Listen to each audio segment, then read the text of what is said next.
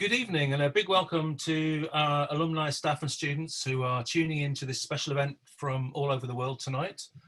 We've got Col Needham with us, founder of Imdb, and I'm sure we're set for a really interesting and invigorating talk tonight. My name's Simon Popple. I'm senior lecturer in photography and visual culture at the university, and I've followed Imdb since I was a student myself, so I'm really looking forward to talking to Col a bit later on. Col's going to join us shortly on screen, and he's going to talk for about half an hour, and then we're going to answer some questions that I'll put to him that have been sent in from all of you, and we'll get as many questions in as we can in the time that we've got left. I just wanted to remind people that the event's actually being recorded tonight, so we'll be able to circulate it afterwards, and so you'll be able to rewatch it, or you'll be able to watch it with other people who weren't able to make it tonight. But it gives me great pleasure to welcome Col Needham to the screen. Col is founder and CEO of Imdb, as you all probably know, the #1 movie site in the world. After starting a computer game software business at the age of 14, he went on to complete a computer science degree at the University of Leeds, and Imdb grew out of a personal database movie information that he put together, and he created this as a teenager. Col is also a board member of Interfilm and Film Independent, and he received a Creative Coalition Independent Spotlight Award for his work to support independent filmmaking in 2014. Col was also a jury member at the 2015 Sundance Film Festival, the 2016 Tribeca Film Festival, and the 2018 and 18 South by Southwest Film Festival. So thanks very much for being here, Col, and over to you. All right. Okay. Hello, everybody. And I guess I should follow the format that we're doing. So Col Needham, Bristol, UK, Vertigo. There we go. Okay, so great to be here. I would have loved to have been in Leeds. It's been a real privilege over the last few years being able to go back to Leeds, just see how the university's grown. If you are a fellow alumni member and you haven't been back to Leeds, a lot has changed, at least since I was originally there in the 1980s. So I'll tell you a little bit about me. I'll tell you the history, well, a little bit about me, a little bit about what Imdb is, just in case you don't know, and then I will walk you through 30 years of the history of Imdb, and then hopefully we should get some fun questions at the end. So I've lived in Bristol for 32 years. I was born in Manchester. I went to Leeds when I was 18, at a time when gap years were not a thing. So straight into uni at 18, 3 years in computer science at Leeds, graduated from there. Just before I started at Leeds, I started dating the wonderful woman who is still my wife. And so we did the whole long distance relationship. She was over at Teacher Training College in Ormskirk. I was in Leeds. So we basically kept National Express in business going backwards and forwards between Liverpool and Leeds, if any of you have ever done that. Got married the year she graduated, which was 1989, and there's a reason I'm mentioning this that'll come in later. Our kids were born in 93. We have two 27-year-old daughters, Kate and Beth, and here we are in lockdown. So what is Imdb, first of all? So in case you haven't been to Imdb, we are a website, a mobile app. We have information on every film, every TV show ever made, from the 1890s all the way through to, get this, the 5th Avatar sequel in 2028. I'm not sure we need 5 Avatar movies, but we'll see how it turns out along the way there. And we also have information on the people behind those movies and TV shows. So it's basically 7 million titles, 11 million people. and a database of over 400 million items. IMDb is used by 200 million people each month, which places us in the kind of like top 25, top 30 websites, depending on which country you're accessing IMDb from. So it's kind of like, it's one of those things where I often pinch myself and I think, wow, how did we get here? Because I just began as basically a movie fan, and I'll tell you a little bit about that in a moment. So in addition to the website and the apps that are used by people to look up information, help them make viewing decisions, we have reviews, plot summaries, trivia, soundtrack information, biographies, trailers, photos, anything that you could imagine that you might want or need if you have any interest in entertainment whatsoever. And hopefully you do. Hopefully that's part of why you're here today. And then also we offer a subscription version of IMDb called IMDb Pro, which is aimed at people within the entertainment industry. IMDb is widely used within the entertainment industry, so it's also a real privilege to kind of be part of the industry of which I am such a big fan. And it's great when I get to go to things like film festivals and travel the world and meet people in the industry, and they'll kind of like go, oh wow, you created IMDb.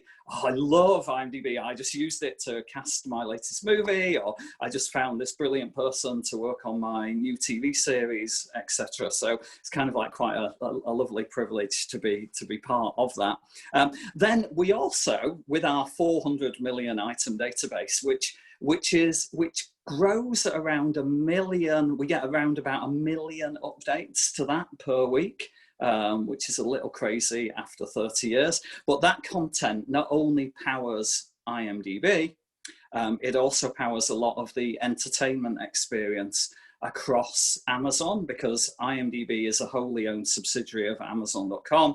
We were their first acquisition in 1998, and I'll tell you a little bit about that in the history as well. So being at Amazon as part of IMDb, being part of Amazon, being there for 22 years, and in the crazy way that things work, that makes me employee number 33 in terms of longest serving Amazon employees, and one of the people above me is Jeff Bezos himself. So the IMDb content also powers, if you have a Fire TV device and you watch anything on Prime Video, you will see IMDb ratings, trivia, quotes, biographies, photos within the experience on Fire TV. If you've ever pressed pause whilst watching something on such a device, we power something called X-Ray for movies and TV, which brings the IMDb experience into the film or the show while you're watching it. We also, this is a little device here. This is an Echo Dot, which takes voice commands. Luckily, this one is unplugged, so I don't have to worry so much about saying her name. But this takes voice commands, and there's a good chance if you ask Alexa about an entertainment question, there's a good chance that IMDb will be providing the answer to that entertainment question. And it's a little mind-boggling. If you'd have said to me 30 years ago, oh yeah, one day you'll be able to query IMDb by voice in a device this big, I would have gone, oh come on, are you kidding? That's like something out of a science fiction film. But here we are in 2020, and that's just a regular thing that just happens. So that's a little bit of the context of what IMDb is. In terms of where we're going, you're going to see IMDb content available wherever you are in the world, and it was great to see people signing in from lots of different countries. We've got a big international expansion plan going on at the moment because people enjoy entertainment wherever they're based. And for me, my all-time favorite movie quote is a quote from Grand Canyon. It's a film from 1991. And the quote is, "All of life's riddles are answered in the movies." And I'm a great believer in the power of film and TV to both entertain, educate, and inform audiences. You can be transported to a period back in time. You can learn about other cultures in other countries. You can go forwards in time and imagine what the world might be under certain circumstances, go on some crazy science fiction journey. And so I'm just a big believer in the power of film and TV. And my kind of secret maniacal plan, although of course it can't be that secret and maniacal if I'm telling you all here, is to encourage everybody to be as big a film and TV fan as I am, because I think we might all get along a little better and understand each other a little bit more if we learned more about the world and its different cultures.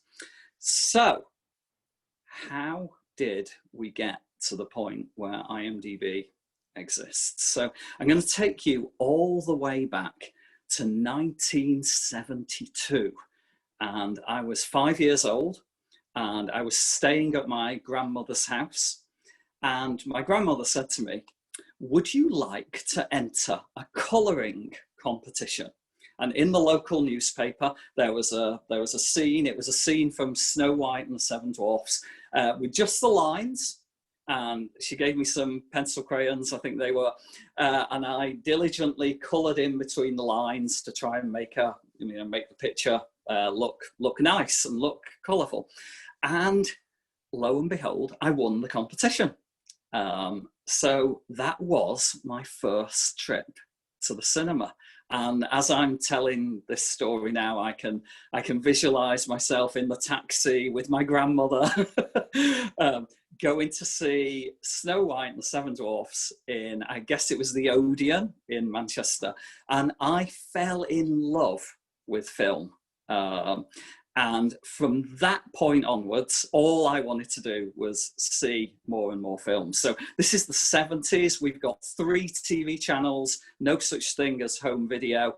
And so I remember like pestering my mother to take me to see things. And in fact, I remember one particular occasion where I begged her to take me to see Jaws, the new shark movie that everybody was talking about. I think I was 9 years old at the time. And that was the film that showed me the power of film to get inside your head and mess with you a little bit. Saw Jaws. After seeing Jaws, I don't think I wanted to go on a beach holiday ever again. I certainly didn't want to go in the water, even though we don't really have the sharks off the coast of Wales or wherever you happen to go on holiday. But that showed me kind of like the power of film. It's kind of funny. I was reflecting on this, given it's the 30th anniversary year of IMDb at the moment, and my preferred method of exercise is swimming. And so I guess I've been trying to outswim that shark for more than 40 years. But anyway, back to the plot. Perfect age to go see Star Wars. Bought all the products as you did back in those days. And then in 1979, I got my first home computer as a 12-year-old boy. And I have a lovely image of it here. This was my first home computer. I had to spend Christmas Day 1979 trying to build this thing. It has a calculator display. You programmed it in hex, for those of you who are computer scientists, and it had 128 bytes of memory. Not even enough to store a whole tweet, but that was the state of computing back then. So I have this interest in film and an interest in technology. So flash forward a couple of years, the VHS revolution, remember these?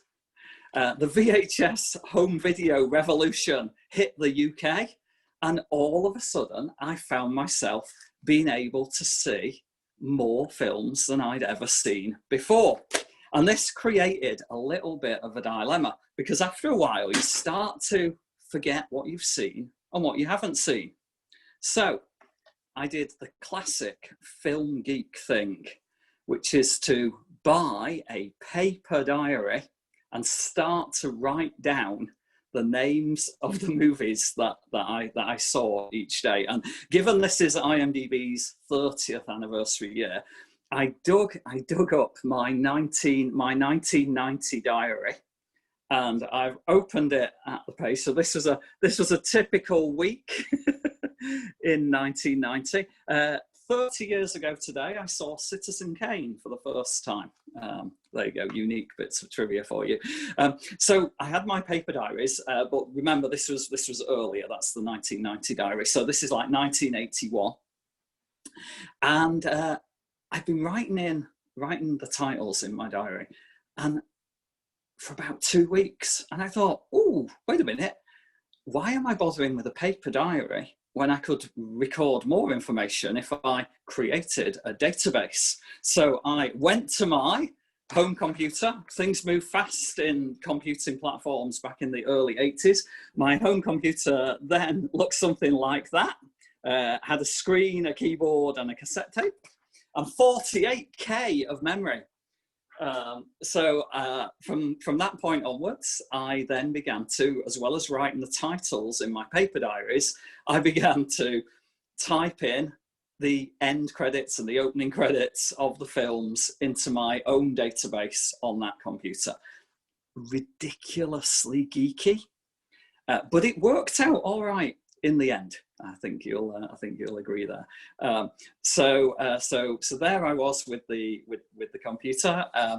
1985, I got online for the very first time. I had a summer job with the Science Research Council just before I started at Leeds, and managed to get onto Janet, for those of you who remember the terminology, the Joint Academic Network, which was kind of like the early academic internet in the UK. Came to Leeds, where I got a Leeds email address, and so there I was in this kind of like online connected world as it was back then. So there's no World Wide Web, and there's really only email lists and file servers. But on these email lists, I started to exchange emails with film fans from around the world. And so that was kind of like a really nice experience for me. One of the great things about the internet is being able to connect people with common interests. And so that was going along very nicely. Graduated from Leeds in 1988. My fiance, soon to be wife, the year later, she had another year to go in her teacher training college. I got a job with Hewlett Packard in Bristol, HP Labs, and this left me in Bristol on my own for a year, going up to see Karen every weekend during that time. And so I was on the public internet by then, and I found myself in a film-related discussion group, and lots of time to kill, Monday through to Thursday at least, and began to participate in online discussions about film. And one of the most frequently asked questions that used to come up in those discussions was, who is that person and what other films have they appeared in, directed, written, or whatever? Now, back then, you might have had a guidebook like this, printed guidebook, 20,000 movies. You could kind of like look things up. It might have had an index, but it was only updated once a year. And so I often found myself answering questions in the group by looking things up in my own database. Someone would ask, oh, what films did this director direct? And I would like do a search of what I'd seen. And so it became this frequently asked question within the group. I'll cut the story a little bit short there, so to not go into too much details of the workings of online film chat in the late 1980s. But one thing led to another. I ended up publishing a list of actors and all the films in which they'd appeared from my database. Another person in the group ended up publishing a list of actresses, and slowly this began to grow. It's all user contributed, as IMDb is still to this day. But on a much smaller scale before the web existed. And essentially, it was like just a passion project from a group of film fans who just wanted to share their love of film with other people. So with the list of actors, list of actresses, somebody in, I guess this was kind of like the late August of like 1990, mailed and said, oh, I love these cast lists that are being posted to the group. Have you thought of managing a director's list, publishing a director's list? And so I was a bit busy with my side of things on the actor side. So I said, well, why don't I give you an extract of all the directors from all the films that I've seen, and you could manage a director section and people could send the directors to you. And the person agreed, and so we had a file of directors credits. By October of 1990, somebody in the group was like, well, these files are great, but it'd be really good if we had a database we could use to search them. So I used some of my computer science skills developed at the fine University of Leeds to kind of like put together a software package that anybody connected to the internet back in those days could use, and could create their own database of films using the credit lists that we proposed into the group. And IMDb essentially launched just with cast and directors. 2 weeks later, somebody mailed me and said, I'm a big fan of writers. Have you thought of adding writers? I was like, good plan. Would you like to manage a writers section for us? And I gave them all of the writers from my database and so on. And so over the next few years, every month or so, somebody somewhere in the world would pop up and go like, have you thought of adding this? And we would always say, yep, that's a great idea. Come join our volunteer team. 1993 comes along, and I remember getting an email from a PhD computer science student at Cardiff University. Sorry, hopefully I'm allowed to mention other universities. Other universities are available. It was the email went something like this. Hi, Col. Big fan of the movie database software, but have you heard of this World Wide Web thing? Because I think it might be quite big. And so I wrote back, because I had heard of the World Wide Web, and he said, well, how about writing a wrapper around the database software to create a website? I've talked to the professors at Cardiff University, and they'll give us the spare capacity on their web server, and we could like put a website version up. So said yes, sounded like a great idea. Turned out it was a great idea. We launched the website. I've still got another email hidden in my email archive somewhere from Rob, the guy that wrote the first web version. And it's like, hi, Col, the website just launched an hour ago and we've had 60 hits. And I remember thinking, wow, 60 hits in an hour, like that's great kind of thing. And like back in, give you a little bit of context, like when people would say to me, oh, have you been on the web? I would say, oh, yeah, sure, I've done the web, because it was at a time where you could visit pretty much every website that existed. We were somewhere in the first 100 or so websites to launch, and we were off and running, but again, just a volunteer thing. We soon filled up all the spare capacity there, and we ended up with copies of IMDb on different university servers all over the world. And we got to 1995, and the traffic to the website suddenly doubled in a 2-week period. 2 weeks later, it doubled again. 2 weeks later, it doubled again. 2 weeks later, it doubled again. And all of a sudden, our like little volunteer hobby that we did on the side to kind of share our love of film and TV suddenly became this like big monster. And it was like, well, what can we do? It's taking over all our time. Everybody had like a regular day job and other commitments. And so we were faced with this difficult decision. Do we say that was a fun 5 years, but we got to close it down? Or do we see if we could incorporate, maybe sell a little bit of advertising, and maybe one or two of us could work full time on this thing? So obviously we chose the second route there. We figured out a way to divide the shares in the company according to how long people were involved and how much work they were doing. And we launched imdb.com in time for the Oscars in 1996. We bought our first web server on a credit card. So we didn't take in any VC funding or anything like that. One of us used our credit card to buy a web server. 2 weeks later, I found myself on the phone to our first potential ad client. And they were like, so how much is it to advertise for a month? And I was like, a month? A month? And I came up with a number. The number was 3 times what we paid for the web server. So we were able to pay off the credit card within the 4 weeks, and thus became the world's first profitable internet company. Okay, I'm probably romanticizing that a little bit. I'm sure there were other companies out there, but it sounds good when you put it that way.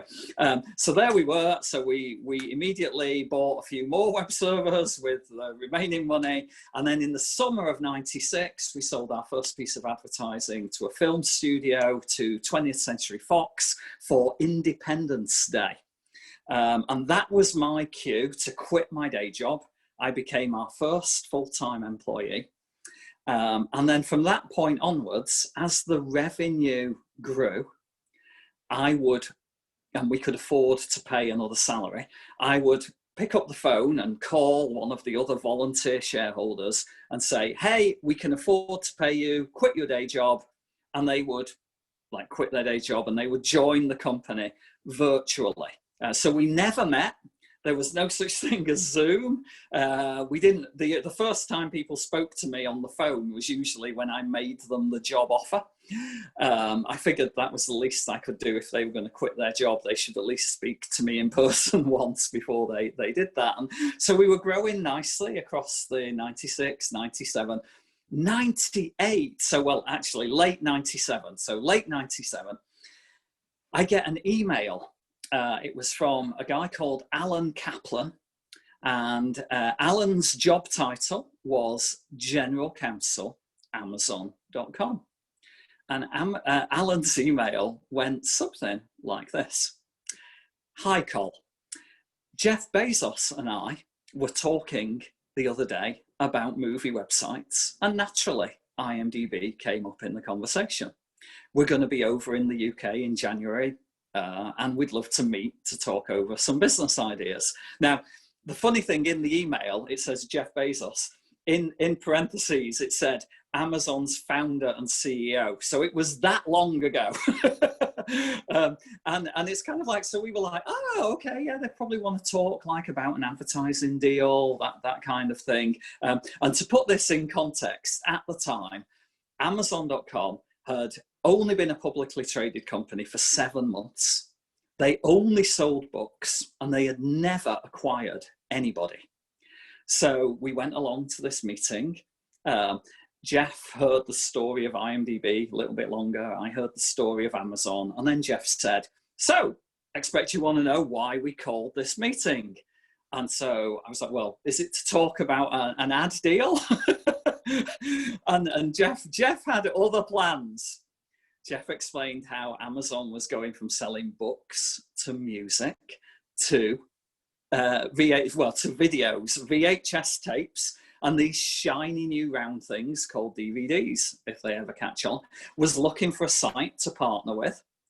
And what did we think about a potential deal? Anything was available, from straightforward license the data, but much more interesting to Jeff would be an outright acquisition. And Jeff had such a clear picture of how IMDb would fit within Amazon, how IMDb could exist as a separate brand where the information would be optimized for search, browse, contribution, and Amazon would build the world's best video store using the IMDb information. Sounded like a great potential deal. I flew out to Seattle a few weeks later, lots of paperwork exchanged, and on the 24th of April, 1998, IMDb became a wholly owned subsidiary of Amazon.com. Amazon bought 3 companies that day, so we're kind of joint first acquisition. They bought a UK bookseller, which became Amazon.co.uk. They bought a German bookseller, which became Amazon.de. And they bought IMDb, which remains IMDb. And I remember the press at the time, coverage on this. It was kind of like, okay, we get it. Bookseller. Oh, entertainment resource. Oh, why does what does Amazon want with IMDb? What's going on there? Then, late in November of '98, the video store opened on Amazon. And it's kind of like, oh, that's why they bought IMDb. A few months later, UK Amazon video store opens. It's like, oh, that kind of like makes sense. Little while later, Amazon launched a downloadable video store. This was in the days before the internet was fast enough to do live streaming, and you could like buy a film or a TV show. It would like take like 4 hours to download, and then you could watch it on your laptop later. But also powered with the IMDb data behind the experience. And it's like, oh, now we see how IMDb fits within Amazon. A few years later, Amazon Studios launches, and Amazon starts to get into producing film and TV shows, and so there's like a great connection there. It's like, oh, that's why it's such a good fit. Then the Kindle Fire tablets launched, which has the X-ray feature on there that I mentioned before. It's like, oh, okay, yeah. And then more recently, these things secretly powered by IMDb on the entertainment side, although not so secretly now, I guess. So it's been 22 years of going out and finding brilliant pieces of new technology thanks to Amazon, working together and producing something that hopefully customers love and kind of changes their entertainment experience. So that's kind of like, that was more than 30 years in 30 minutes. So Simon, I guess we've probably got time for some questions. Yes, thanks, Cole. And perfect, exactly 30 minutes. It was a miracle. I have done this before. I know, I can tell, yeah. And there's so many questions that have come in from people. Some of them you've already answered a little bit, and you've given sort of insights on certain things. And we're not going to be able to fit them all in. But what we've done is we've put together the main questions that people have sent in that cover the main topics. And I've also chosen a couple of things from these questions that I particularly want to ask you as well. So I'm going to fire away first off. This is a first question really about IMDb. And it's a question sent in from someone in Dublin. It says, from your initial creation of IMDb to what it is now, is there any aspect that you were not pleased with or you wish that you'd done differently? Yeah. It's so I think if so most things I would not change, and you're always a product of whatever experiences you've had and whatever you've learned along your journey, kind of thing. Yeah. So I'm not the best person to ask a what if hypothetical question, but yeah. But I think one of the things that I certainly wish we'd done differently is we used to have a set of message boards that were attached to every name and every title within IMDb. And sadly, they became pretty much, I guess the best way to describe it would be pretty much a toxic waste dump. And we agonized for years over whether we should keep them going or whether we should close them. And I fought for too long to keep them open, thinking there was something we could do to kind of like salvage polite discussion on the internet. And I wish I'd realised that earlier, so that we hadn't wasted so much time, because they were such a distraction, and they were only used by a small percentage of our customers. And so if I had the time traveling DeLorean, I would go back and give myself a note and say, close those boards earlier. So I think that would be top of that list. Yeah, and it's still a problem everyone's wrestling with now. So it's almost impossible, isn't it? I'm glad we don't have them in today's climate. I cannot imagine what it's like. Well, let's move to something a bit less contentious then, and a bit less troubling maybe. What's trending I've been looking at the chat, and everybody's discussing their favourite films. And I've done a quick tally, and Casablanca seems to be top of the list for people who are viewing tonight's event. But your favourite film, which you told me earlier on, and my favourite film, which is actually Billy Liar, don't appear on those lists. So I'm going to ask you, what's your favourite film and why? My favourite film is Alfred Hitchcock's Vertigo from 1958. James Stewart, Kim Novak. I saw that film. I saw that film for the first time in November of 1989, and it's been my favourite film ever since. But I've just realised an interesting Leeds connection. So prior to Vertigo, my favourite film was James Cameron's The Terminator, which was my favourite film from the 12th of January 1986 all the way through to November 1989. And I first saw The Terminator at the Lupton Flats Video Club. So I think it was every Tuesday. I'm pretty sure it's Tuesday because it was after Star Trek. Every Tuesday, somebody would have like rented a VHS tape from one of the video shops in Headingley, and I remember sitting there watching The Terminator. And I love that film. I was only being slightly snarky earlier when I was complaining about Avatar sequels. I'm actually secretly a big James Cameron fan and a big fan of Avatar. But yeah, there you go. So my favourite film before Vertigo was watched in Leeds. So this video club, was it? I hope you weren't charging entry. Yeah. No, actually, no. Genuinely, we weren't. Oh gosh, I never thought about that, but no, we weren't. So it was okay. No. We were students. You were students. Used to steal the tapes. You were just sharing the love. Yeah. So that wasn't your first. That wasn't your favourite cinema. So what was your favourite cinema in Leeds at the time? My favourite cinema in Leeds. Oh, I got such fond memories of cinemas in Leeds. But remember, so student in the 80s in Leeds. So my Karen, who's now my wife, we would kind of like swap between each other's locations every other weekend, and so she and I would go to the cinema regularly in Leeds, and I have two very fond memories of the Canon cinema in the middle of town, and it is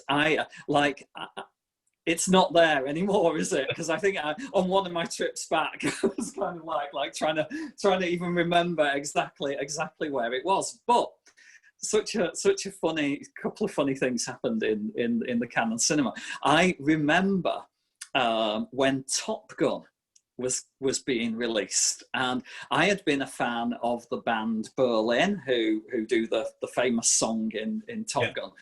so it's kind of like, hey, Karen, we can go like see. There's this new film coming out. It's like Berlin or on the soundtrack, and so we went to the Canon in Leeds, and they had I guess the label. It was Pullman seating, so it's kind of like premiere seating, and so it's kind of like, oh well, like we go in like Berlin or on the soundtrack. It's like Top Gun. It's supposed to be really, really good.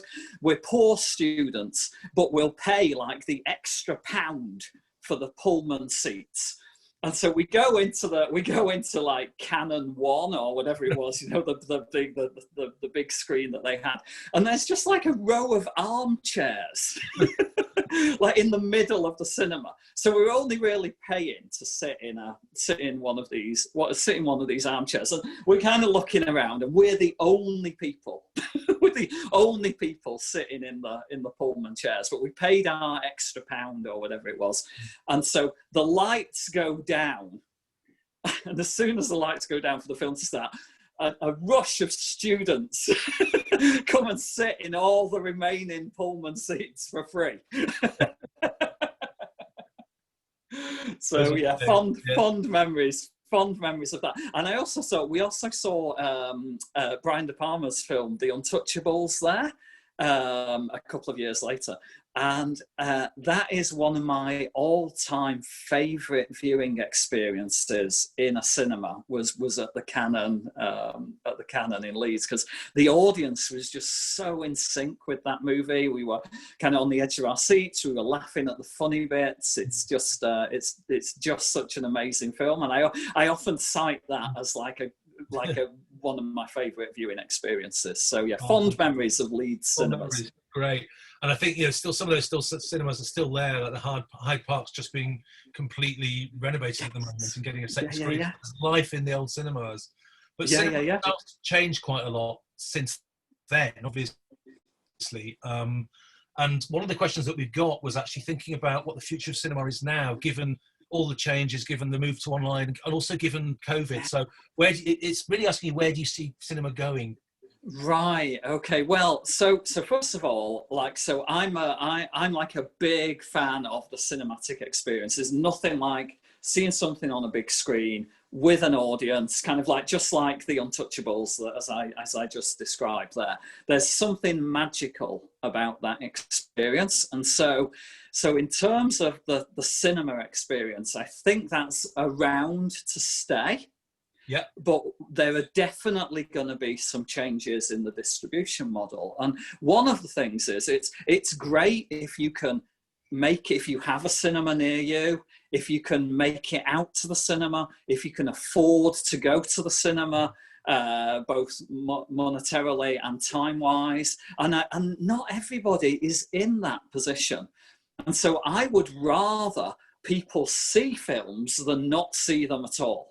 So number one, see it in the cinema, but if that's not possible, practical or whatever, then see it. So the ability to bring cinema into people's homes is still good for me. So I'm not sorry anybody I'm offending here, but I'm not a purist that can only see things on the big screen. So, and things like if we think about accessibility issues, that can be easier if you're at home.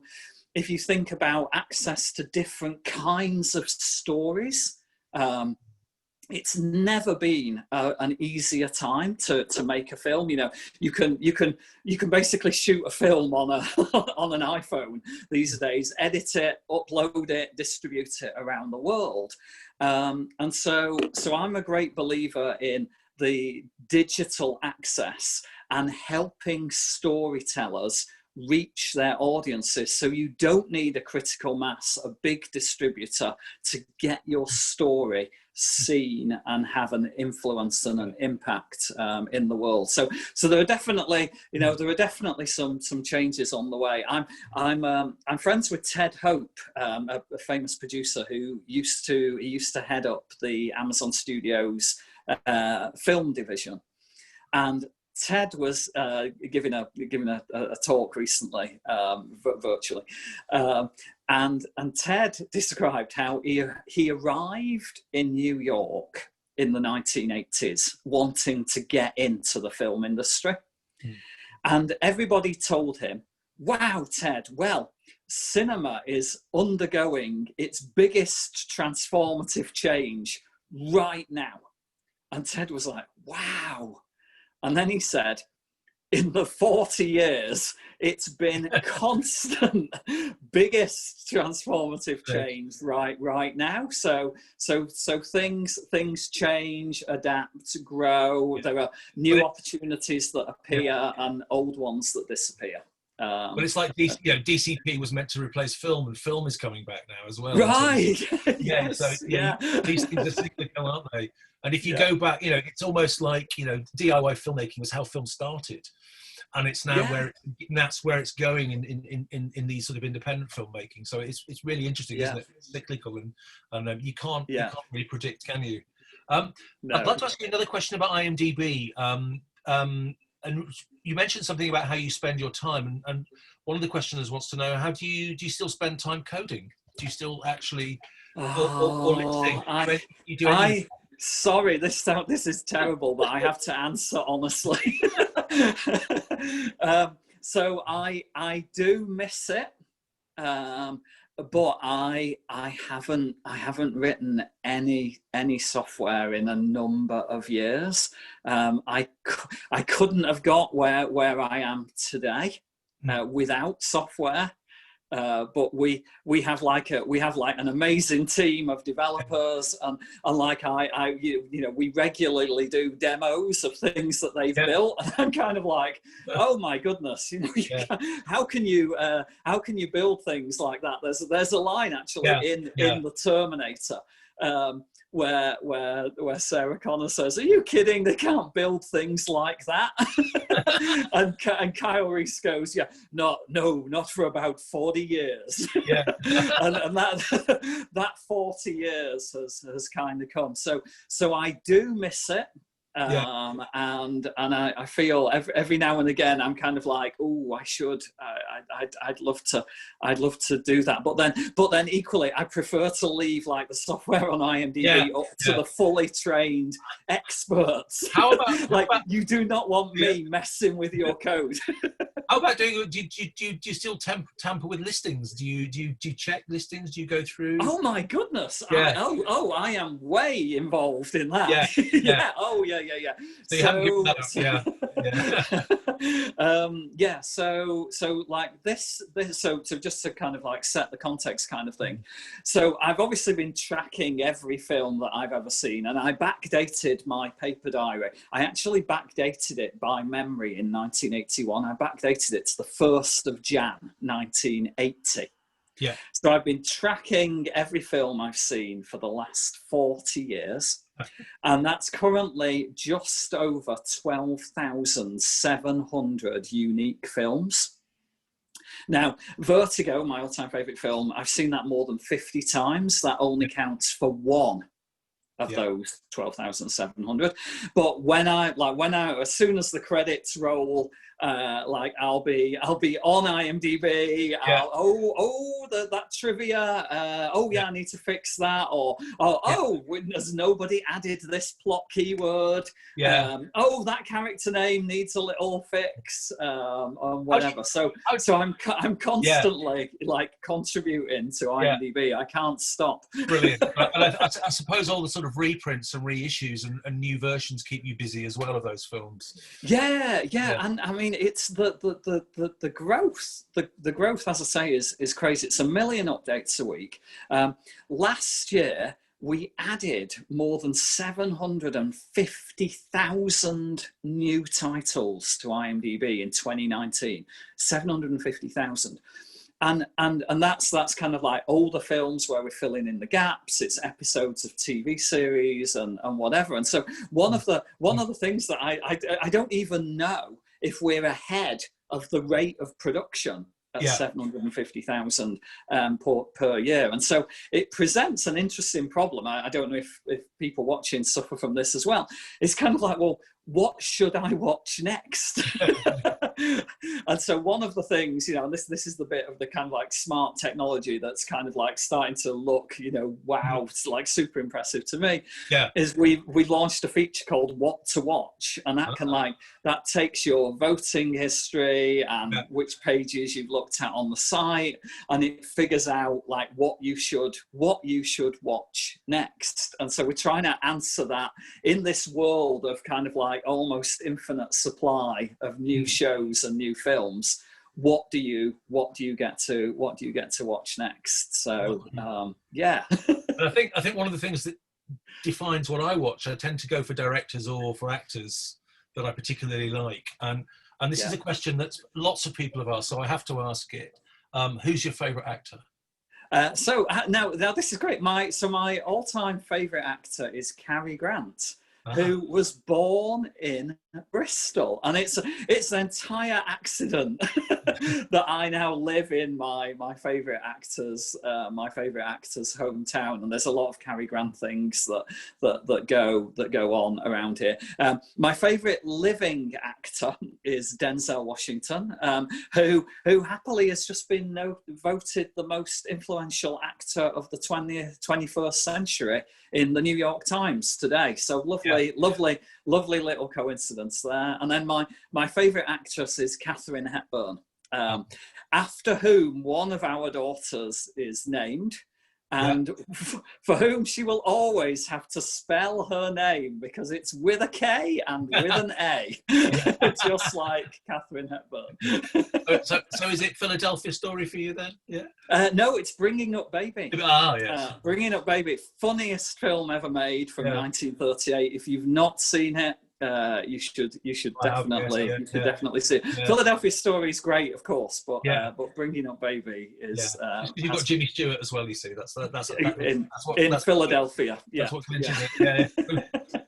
Yeah. And we've been talking about Leeds and about the creation of IMDb in Leeds, and I think obviously we've been getting lots of comments in the chat again about people's memories of Leeds and when they were studying at university. So I'd like to ask you, is what's your fondest memory of Leeds, of being a student in Leeds? Oh God, I mean, I had such a lovely time in Leeds, just genuinely. It was kind of like, obviously, first time living away from home. So kind of like just like, you know, a great adventure with flatmates.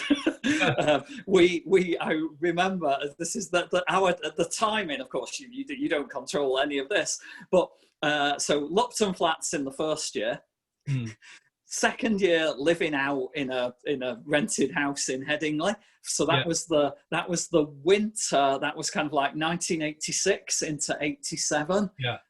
Coldest winter since 1963, which is that was the winter back in those days that everybody would go, oh yeah, I remember. You haven't lived until you lived through the winter of 63. So we lived in a freezing cold house in Headingley, and just the kind of like the course mates and the friendships that were forged there, and yeah, I owe so much to the university, and I'm not, I will tell anybody that I'm not just saying that because of where I am. Just so many fond memories.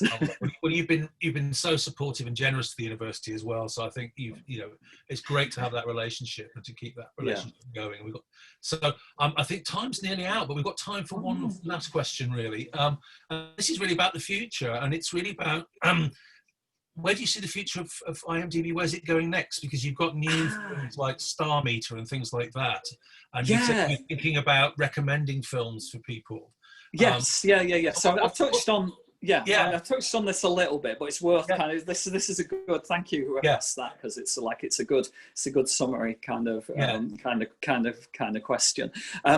So one of the things, first of all, is that the information on IMDb is still contributed by our customers. Now, quite often those customers are people in the industry updating their own credits, but still, we rely upon customers of IMDb to fill in fill in the gaps. So we're very attuned and motivated to listen to customer feedback, which is kind of why IMDb and Amazon, I think, fit so well together. Yeah. And so one of the things is, as the kind of like cinematic landscape is changing, content is more easily available across borders, and it's just a wonderful time to be an audience member.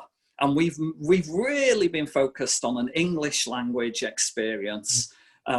We do great in that kind of coverage.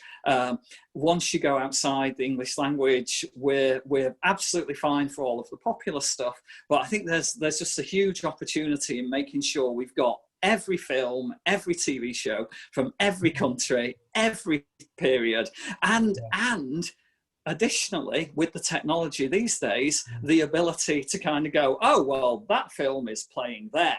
That TV show is playing there. Yeah. And so kind of like faced with that large choice of what to watch, we can help people find the right thing for them to watch next. I'm a great believer in every film having an audience, every TV show having an audience. So it's kind of like it's like a brave new world out there. I've done, like recently, India became our #2 country, so I've been over there a couple of times, and it's like phenomenal to experience the culture and film over there too. So getting out there on more countries, more devices than you've seen before. Brilliant. Well, you do know you'll never be able to retire. I'm having too much fun. It's a real honor. Genuinely, it's kind of like it's one of those things. You're never truly at work, but equally you're never truly not at work.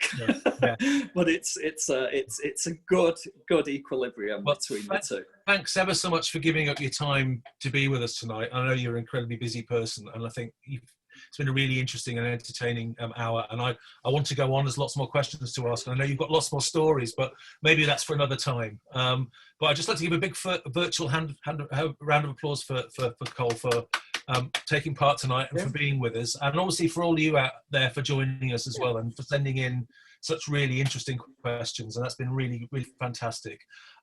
Having spent most of the night looking at what's ticking up on the chat as well, I think probably the best thing for everybody to do once they've filled in the survey form that we attached to this, if you could do that, is to choose somebody else's favourite movie that you've never seen and go away and watch it. And I think that's probably a nice way to end. But thanks ever so much, Colin, and thanks for a fantastic night.